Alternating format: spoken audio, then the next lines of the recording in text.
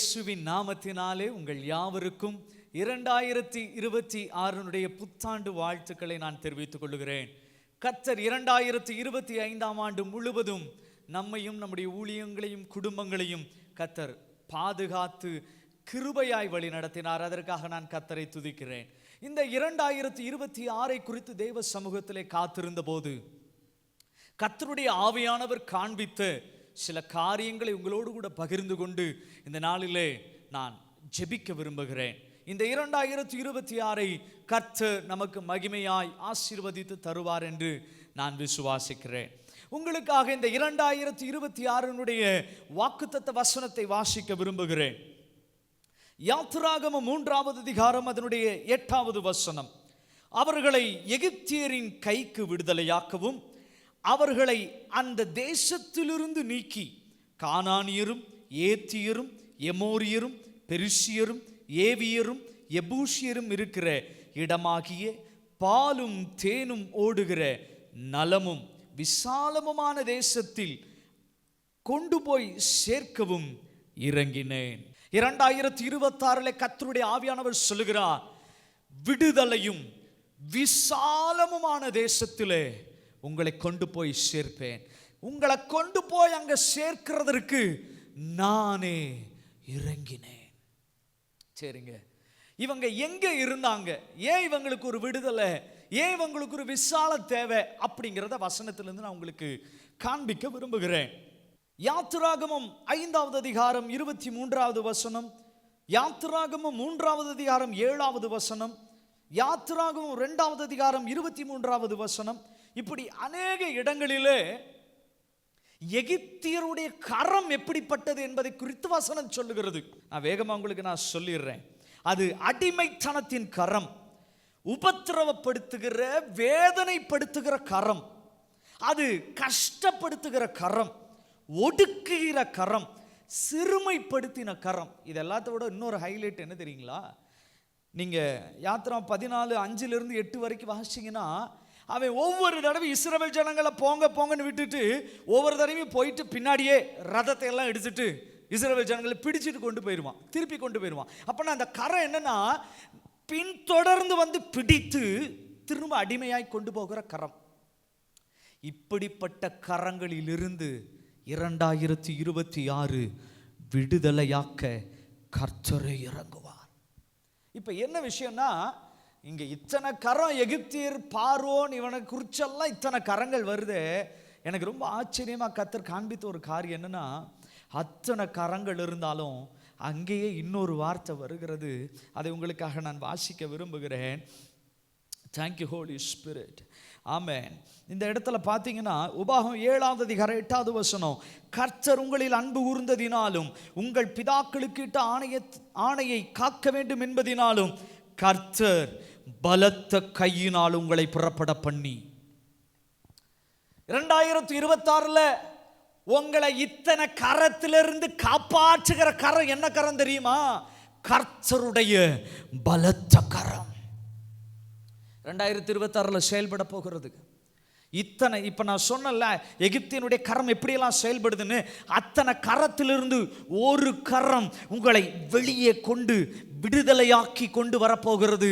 அது கர்த்தருடைய கரம். ஆண்டவர் சொல்றாரு, உன்னை விடுதலையாக்கவும், உன்னை ஒடுக்கினவன், உன்னை கஷ்டப்படுத்தினவன், உன்னை பாரப்படுத்தினவன், உன்னை அவமானப்படுத்தினவன், உன்னை ஓவர விரட்டி ஆலோட்டி வசனம் சொல்லுது, அவன் அங்கே சும்மா இருக்க விடாதீங்க, அவனை வேலை வாங்குங்கன்னு. இவங்க என்ன பண்றாங்களா, வந்து இஸ்ரவேல் ஜனங்களை விரட்டுறாங்க. அப்படிப்பட்ட கரங்களிலிருந்து 2026 உங்களை விடுவிப்பதற்காக ஒரு கரம் இந்த ஆண்டு இறங்கி செயல்பட போகிறது. இதுவரைக்கும் நீங்கள் 430 வருடம் ஆண்டவரே என்னை விடுவிக்க யாரு உண்டு, இந்த அடிமைத்தனத்திலிருந்து எனக்கு விரோதமாக நிறைய கரங்கள் செயல்படுகிறது. 2025 என்னை அநேகர் ஒடுக்கினாங்க, 2025 அநேகர் என்னை துன்பப்படுத்தினாங்க, கஷ்டப்படுத்தினாங்க, அநேகருடைய கரம் எனக்கு தீமை செய்தது.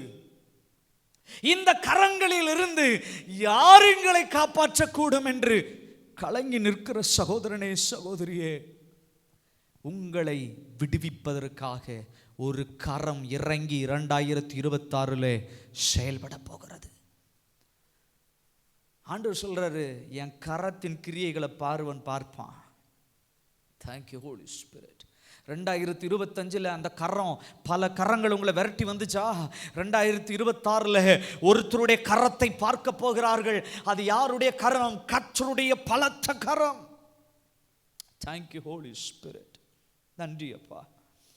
உபாகமம் 10:21 அவரே உன் புகழ்ச்சி, உன் கண் கண்ட இந்த பெரிய பயங்கரமான காரியங்களை உன்னிடத்தில் செய்த உன் தேவன் அவரே. 2025 எவ்வளவோ சாட்சிகளை நம்மளால சொல்ல முடியும். நம்ம உடஞ்ச நேரங்களில், நம்ம சோர்ந்த நேரங்களில் இந்த வேதத்தை கரங்களில் பிடிச்சு, இந்த வார்த்தையை கரங்களில் பிடிச்ச நம்மை கர்த்தர் எத்தனையோ கரங்களுக்கு காப்பாற்றினார். இதை செய்தது கர்த்தர் மாத்திரம்தான். 2025 நம்மளுக்கு எதிர்த்து வந்தவங்களாம் யாருங்க? சாதாரண ஆளா? அரசியல் வாக்கு உள்ளவங்க. நம்மளை எதிர்த்து வந்தவங்களாம் யாருங்க? பணபலம் உள்ளவங்க. நம்ம எதிர்த்து வந்தவங்களாம் யாருங்க? ஆள் செல்வாக்கு, பல செல்வாக்குகளை. இந்த தெலுங்கு சைடில், ஆந்திரா சைடில் சொன்னீங்க பெத்த கைன்னு சொல்லுவாங்க. அப்படின்னா என்னது? அவங்க பெரிய ஆளுங்க, ஏரியாவில் பெரிய ஆளுங்க அவங்க. அப்படிப்பட்ட ஆள் தான் இந்த பார்வோன்னு. அவன் நினைச்சிட்டான். இப்போ பார்த்தீங்கன்னா ஜனங்களை அனுப்பிச்சி விட்டுறாரு. அனுப்பிச்சி விட்டுட்டு போய் பின்னாடி போய் பிடிச்சிடுறாரு. இல்லை நான் உன்னை விட மாட்டேன் அப்படின்னு. ஏன்னா இந்த பார்வோன் சொல்றான், இவர்கள் என் அடிமை. இந்த கரம் இவங்களை அடிமையாவே வச்சிருக்குது. ஆனா இப்ப ஒரு கரம் இறங்கி செயல்படுது. அந்த கரம் சொல்லுகிறது, இவர்கள் அடிமை அல்ல, இவர்கள் என்னுடைய புத்திரர்கள், என் பிள்ளைகள், என் ஜனம். பார்வோனுடைய கரம் நம்மை அடிமை என்று சொல்லுகிறது, கர்த்தருடைய கரமோ நம்மை பிள்ளை என்று சொல்லுகிறது. Thank you Holy Spirit. அப்படிப்பட்ட பார்வோன் கரங்களிலிருந்து கர்த்தர் நம்மை விடுவிக்க அவரே இறங்கி வருகிறார். ஏன்னா இந்த மோசே கூட ஜெபம் பண்றாரு. ஒரு இடத்துல எப்படியா சொல்றாரு, நீங்க நான் சொன்ன உடனே நான் வந்துட்டேன், பார்வோன் கிட்ட பேசுறேன். ஆனா பார்வோன் கிட்ட வந்ததிலிருந்து, நான் எப்ப இந்த ஜனங்களை விடுங்கன்னு சொன்னதிலிருந்து, இந்த பார்வோன் ஓயாம இந்த ஜனங்களை போட்டு கஷ்டப்படுத்துறான். நீரும் இந்த ஜனத்தை விடுவிக்கிற மாதிரியே தெரியலையே ஆண்டவரே அப்படின்னு மோசேவே ஜெபம் பண்ண ஆரம்பிச்சிட்டாரு.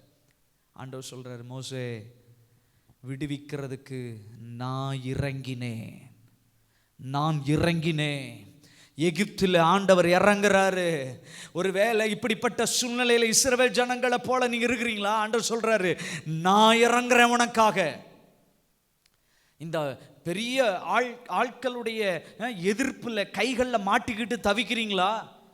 இந்த ஆளு கையில மாட்டி நான் படாத பாடுபடுறேங்க. ஆண்டவர் சொல்றாரு, உன்னை விடுதலையாக்க நான் இறங்கினேன். 2026 நான் இறங்கி செயல்படுவேன், உன்னை விடுவிப்பேன். எந்த கரமும் உன்னை முடக்கி வைப்பதில்லை. பார்வோன் சொல்றாரு, என் அடிமை. ஆண்டவர் சொல்றாரு, என் பிள்ளைவன். ரெண்டு பேருடைய ஸ்டேட்மெண்ட் பாருங்களேன். நான் விட மாட்டேன் இவங்களை, இவங்க எப்படி போறாங்க நான் பார்த்துடலாம். ஆண்டவர் சொல்றாரு, இவங்களை நான் இங்கிருந்து விடுதலை ஆக்குவேன், பயப்படாதீங்க. 430 வருஷத்தின் அழுகை முடிவுக்கு வந்தது. இவ்வளோ வருஷம் வேதனை ஐயா, 2025 முழுவதும் கஷ்டப்பட்டுட்டு ஐயா. ஆண்டவர் சொல்றாரு, கவலைப்படாதம்மா, கவலைப்படாதீங்க ஐயா, உங்களை விடுவிக்கிறதுக்காகத்தான். அவன் பார்வோன் எவ்வளோ பெரிய ஆள், அவன்லாம் ஒன்றும் இல்லை. என் கரம் செயல்படும், என் கரம் கூட இருக்குது. நான் இறங்கினேன். அந்த தெய்வத்தினுடைய கரம் இதை கேட்டுக்கொண்டிருக்கிற உங்களோடு இருக்கிறது. இதை நீங்கள் எங்கிருந்து வேண்டுமானாலும் கேட்டுக்கொண்டிருக்கலாம். ஒருவேளை உங்களுக்கு சப்போர்ட்டிவாக யாரும் இல்லையா? ஒரு கரம் உங்களுக்கு இன்றைக்கு இருக்கிறது. இந்த 2026 எத்தனை பார்வோன் வெள்ளம் போல அவன் படையை எடுத்து அப்படி பயங்கரமாக ஆட்கள் எல்லாம் கூட்டிக்கிட்டு வந்தாலும் ஆண்டவர் சொல்றாரு, அவன் கை செல்வாக்கு, அவன் கை பலத்தை நீ பார்க்காத, உன் கூட ஒரு கரம் வழி நடத்துகிறது. அந்த கரம் உன்னை விடுதலை ஆக்கியே தீரும். உபாகம் 4வது அதிகாரம் 34வது வசனத்தில் இப்படியா சொல்லப்பட்டிருக்கிறது, அடையாளங்களினாலும் அற்புதங்களினாலும் யுத்தத்தினாலும் வல்லமையுள்ள கரத்தினாலும் ஓங்கிய புயத்தினாலும் மகா பயங்கரமான செயல்களினாலும் தமக்கென்று தெரிந்து கொள்ள வகை பண்ணினது உண்டோ என்று நீ விசாரித்து பார். ஆண்டவர் சொல்றாரு, இது மாதிரி நான் யாருக்கா செஞ்சிருக்கேன்னா போய் விசாரிச்சு பாருங்கிறார். இது பயங்கரமான ஸ்டேட்மெண்ட்டுங்க. ஒரு தெய்வம் அவர் சொல்றாரு, நான் உனக்கு செஞ்ச மாதிரி வேற யாருக்கா செஞ்சிருக்கா போய் கேட்டுப்பாரு. ஏன்னா நிறைய பேருடைய கரத்தில் நிறைய பேர் இன்னைக்கு அழிஞ்சிட்டாங்க, மாட்டிக்கிட்டு இன்னும் வெளியே வர முடியாம கஷ்டப்படுறாங்க. ஆனா நான் உன்னை விடுதலை செய்த விதம், உனக்காக நான் செய்த அற்புதங்கள், உனக்காக 2025 எத்தனை யுத்தங்களை உனக்காக நான் நடப்பித்தேன், எத்தனை சூழ்ச்சிகள், அதிலெல்லாம் என் கரம் உன்னை காப்பாத்துச்சுப்பா. நீ போய் விசாரிச்சு பாரு, வேற யாருக்காவது இந்த மாதிரி நடந்திருக்கான்னு. யாருக்குமே நடக்கல. 2025 குறித்து ஒன்று சொல்ல முடியும்னா, வெள்ளம் போல பார்வோன் வந்த போது அவருடைய கரம், அவருடைய அற்புதங்கள், அவருடைய அதிசயங்களினால் மாத்திரமே 2026 நம்ம பார்த்திருக்கிறோம். கவலைப்படாதீங்க, இந்த 2026 உங்களுக்காக அந்த கரம் அற்புதங்களை செய்யும், அடையாளங்களை செய்யும். அந்த மகா பயங்கரமான கரம் உங்க கூட இருக்குது. அப்போ இந்த 2026 எப்படி தெரியுமா இருக்க போகுது? யாரோ வச்சு ஆண்டவர் உங்களுக்கு உதவிகளை, விடுதலையை கர்த்தர் செஞ்சிருக்கலாம். ஆனால் 2026 அவரே இறங்கி வந்து அவர் இறங்கி வந்துட்டாருன்னா களத்தில், 2026 அவர் களத்துக்கு வரப்போறாரு. அவர் வந்துட்டாருன்னா எத்தனை உங்களை பயமுறுத்தினவங்களா இருந்தாலும் சரி, அவன் எப்பேற்பட்ட பார்வனா இருந்தாலும் சரி, உங்களுக்கு முன்னாடி ஒரு பலத்த கரம், பயங்கரமான பராக்கிரமசாலி உங்க கூட இருக்கிறாரு. இப்போ நீங்க சொல்லணும், 2026 என்னோட கர்த்தர் பயங்கரமான பராக்கிரமசாலியா இருக்கிறாரு. அந்த கரம் என்ன பண்ணுன்னா என்னை விடுவிக்கும். நான் வேற யாரு கரத்தையும் நான் நம்பலை, என்னை காப்பாற்றுறதுக்கு அவரால் மாத்திரம்தான் முடியும். அப்படி என்றால் எகிப்தியரின் கைக்கு விடுதலையாக்கவும் அப்படிங்கிறத காரியத்தை குறித்து உங்களுக்கு நான் இவ்வளவு நேரம் சொன்னேன்.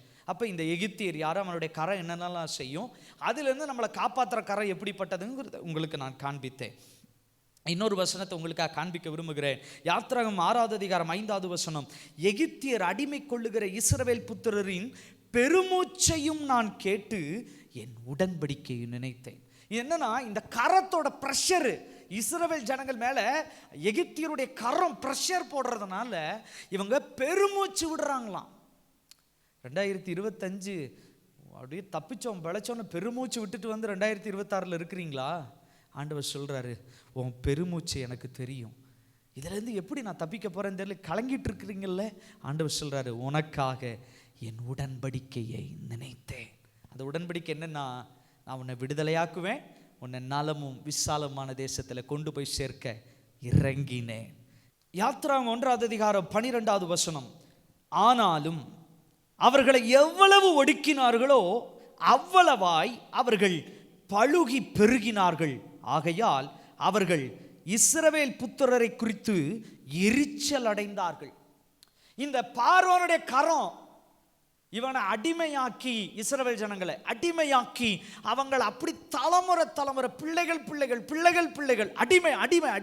யாரும் தலை நிமிரக்கூடாது, யாரும் சுயமா முடிவெடுக்கக்கூடாது, அப்படி போட்டு ஒடுக்குன்னு ஒடுக்குறாங்க. வசனம் சொல்லுது, எவ்வளவு அவங்களை ஒடுக்குனாங்களோ கர்த்தர் அவர்களை அவ்வளவு பெருக செய்தார். அப்படின்னா உங்களை கர்த்தர் எகிப்துல பழுகி பெருக செய்ய முடியும். அப்படின்னா கானானுக்குள்ளேயும் பாலும் தேனும் ஓடுகிற நலமும் விசாலமான தேசத்துல உங்களை கொண்டு போக முடியும். இப்ப என்னன்னா, எகிப்துல இவர்கள் பெருகுகிறார்கள் ஆச்சுங்களா, இது பெருகுகிறார்கள், ஆனா நெருக்கமா இருக்குது, அடிமைத்தனம் இருக்குது.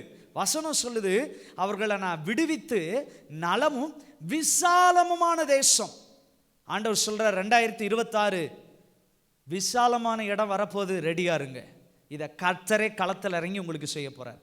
விடுதலை மட்டும் இல்லைங்க, இந்த அடிமைத்தனத்திலிருந்து விடுதலை மட்டும் இல்லை, இந்த கடன் பிரச்சனையிலிருந்து விடுதலை மட்டும் இல்லை, இந்த போராட்டங்களுக்கு பிறகு, இந்த ஒடுக்குகிற இந்த சூழ்நிலைக்கு பிறகு, இந்த கண்ணீருக்கு பிறகு, இந்த இந்த நிந்தனைக்கு பிறகு 2025 என்னை எத்தனையோ கரங்கள் மேலே அப்படியே போட்டு நெருக்கி என்னை அப்படி பெருக விடாம, பழுகி பெருக விடாம முடக்குனாங்களோ, அத்தனை சூழ்நிலையில் இருந்து கர்த்தர் விடுவிச்சு 2026 உங்களுக்கு கிடைக்க போற இடம் என்ன தெரியுமா? விசாலம். கானான்ல நெருக்கிட்டெல்லாம் நீங்க இருக்க வேண்டாங்க. கர்த்தர் உங்களுக்கு நல்ல ஃப்ரீயான ஒரு இடம். ஒருவேளை ரொம்ப நெருக்கமா குடியிருக்கிறீங்களா, எனக்கு ஒரு நல்ல விசாலமான இடம் இல்லைங்க கோயம்புத்தூரில், நான் வசிக்கிறேன் என் பட்டணத்தில் எனக்கு ஒரு நல்ல ஒரு இடம் இல்லைங்க, நான் ரொம்ப நெருக்கத்தில் இருக்கிறேன் அப்படின்னு சொல்கிறீங்களா? ஆண்டவர் சொல்கிறாரு, நீ நெருக்கப்படுற இடத்துலேருந்து உன்னை நான் ரிலீஸ் பண்ணி உன்னை நல்ல ஸ்பேஷியஸாக இருக்கிற ஒரு இடத்துல உன்னை கர்த்தர் எஸ்டாப்ளிஷ் பண்ண போகிறாங்க. 2026 உங்கள் ஊழியம் விசாலமான இடத்துல உறுதிப்பட போகிறது. 2026 உங்கள் குடும்பம் விசாலமான இடம். இப்ப இருக்கிற இடம் நெருக்கமா இருக்குதுல்ல, இந்த சூழ்நிலை நெருக்கமா இருக்குதுல்ல, ஆண்டவர் சொல்றாரு, என் கரம் உன்னை விடுதலையாக்கும், அதே கரம் உன்னை விசாலமான தேசத்துல, அது நலமும் விசாலம், நீ அங்க போன குறை சொல்றதுக்கு ஒன்றும் இருக்காது.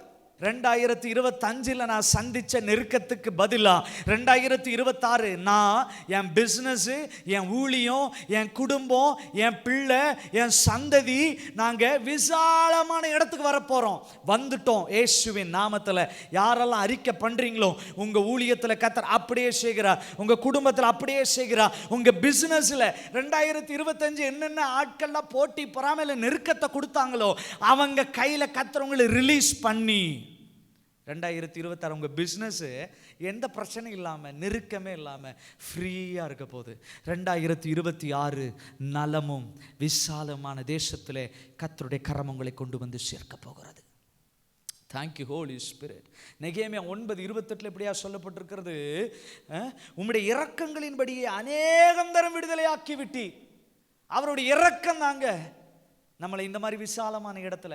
2026 என்ன நம்ம ஞானமாக இருந்ததுனால வந்துட்டோமா, இல்லை நல்ல பரிசுத்தமாக எந்த தப்புமே செய்யாததுனால 2026க்குள்ளே வந்துட்டோமா? இல்லையே. ஆனால் அவருடைய இரக்கங்களுக்கு முடிவில்லை. அவர் நம்ம மேலே வைத்த தயவு, அவர் நம்ம மேலே வச்ச கிருபையினால இப்படி 2026 காணும்படி கர்த்தர் செய்திருக்கிறார். என் கரம் உனக்காக களத்தில் இறங்குது, என் கரம் உனக்காக களத்தில் இறங்குதுன்னு கர்த்தர் சொல்றாரு. இவர் இறங்கிட்டார்னா பரபரப்பாக போகுது, இடமே பரபரப்பாக போகுது. 2026 பரபரப்பா இருக்க போகுது. ஏன் தெரியுமா? இந்திய தேசத்துக்காக கர்த்தரே இறங்க போறாரு. இந்த உலகத்தில் இருக்கிற தம்முடைய பிள்ளைகளுக்காக கர்த்தரே இறங்க போறாரு. தேங்க்யூப்பா. சாத்ராக் மேஷாக் ஆபேத்நேகோ பற்றி உங்களுக்கு தெரியும். அவங்க 3 பேரையும் கட்டி நெருப்புக்குள்ளே தூக்கி போட்டாங்க. நீ இந்த சிலையை வணங்கலைன்னா உன்னை இந்த நெருப்பில் போட்டுருன்னு தூக்கி போட்டாங்க. பாருங்க, வசனம் சொல்லுது அவங்கள கட்டுண்டவர்களாய் அவங்கள தூக்கி போட்டாங்க. ஆனால் உள்ள பார்த்தா 3 பேர் உள்ள தூக்கி போட்டா 4வதா ஒருத்தர் உள்ள நடந்துட்டு இருக்கிறாரு. இப்போ ஆண்டவர் பார்க்குறாரு, இந்த 3 பேர் என் மேலே வச்ச விசுவாசம், 2025 என் மேலே வச்ச விசுவாசத்தை பார்த்து ஆண்டவர் சொல்றாரு, இவ்வளவு என்னை நம்புறல்ல, இவ்வளவு என் மேலே விசுவாசமா இருக்கல்ல, 2026 அவரே அக்கினி இறங்கி வந்து உங்களோட என்னோட உலாவுகிற தேவனாய் இருக்கிறார். விடுதலையாக்க அவர் இறங்குறாரு. அந்த கரம் அக்கினி சூளைக்குள்ள வருது. 2026 அக்கினி சூளைக்குள்ள விடுதலையாக்கவும் நலமும் விசாலமான தேசத்தில் கொண்டு போய் சேர்க்கவும் கர்த்தரே அந்த களத்தில் இறங்குறாரு. சாத்ராக் மேஷாக் ஆபேத்நேகோக்காக களத்தில் இறங்கினாரு. உங்கள் விசுவாசத்துக்காகவும் கர்த்தர் உங்கள் சூழ்நிலைக்காக அந்த இடத்துல கர்த்தர் இறங்கி செயல்பட போகிறார். அதை நீங்கள் பார்க்க போகிறீங்க. வெளியே வந்தால் எல்லாரும் ஆச்சரியப்படுறாங்க, தூக்கிட்டு போனவெல்லாம் செத்துட்டான், ஆனால் 3 பேர் நல்லா இருக்கிறாங்க. எப்படி சார்? அப்போ அவங்க சொல்கிறாங்க, விடுவிக்க ஒரு கரம் இறங்கி வந்துச்சு, எங்களை விசாலமான தேசத்தில் கொண்டு வர்றதுக்கு ஒரு கரம் வந்துச்சு. அந்த கரம் எங்களோடு இருக்கிற வரைக்கும், கர்த்தர் பயங்கரமான பராக்கிரமசாலி எங்களோடு இருக்கிற வரைக்கும் எந்த தீங்கும் எங்களை அணுகாது. விசேஷமாக 2026 தமிழகத்தில் கர்த்தர் இறங்கி செயல்பட போகிறார். அவரே இறங்கி செயல்பட போகிறார். ஒரு விடுதலை வரப்போகுது, ஒரு விசாலம் வரப்போகுது. உங்கள் குடும்பங்கள், உங்கள் ஊழியத்தில் 2026 ஒவ்வொரு நாளும், தேவனுடைய ஊழியனாய் நான் சொல்லட்டும், ஒவ்வொரு நாளும் உங்கள் வாழ்க்கையில் விடுதலையும் விசாலம், நலம், விடுதலை, விசாலம், இந்த 3 காரியங்கள் வாழ்க்கையில் ஓடிக்கொண்டே இருக்கும். கர்த்தர் உங்களை ஆசீர்வதிப்பாராக. உங்களுக்காக நான் ஜெபிக்கட்டும்.